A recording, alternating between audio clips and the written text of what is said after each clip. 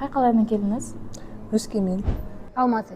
Нұреке қай жақтан келдіңіз? Ақтөбе облысы Хромтау ауданы Көктау ауылынан келіп тұрмын. Маңғыстау облысынан, Ақтау қаласынан. Ақтөбе облысы, Ырғыз ауданы, Ырғыздың өзінен. Нұреке қай жақтан келдіңіз? Негізі туған жерім Қытай.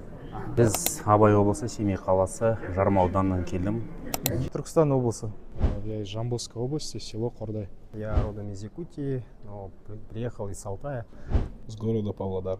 Достар, дала кемптің бірінші күні бітті. Біз қазір зал ауыстырып жатырмыз. Екінші залға барамыз.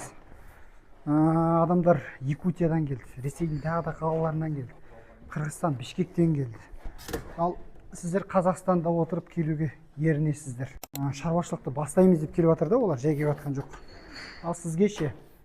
Сізге өз кәсібіңізді бастауға, өзіңіздің арманыңыздағы шаруашылығыңызды ашуға не кедергі?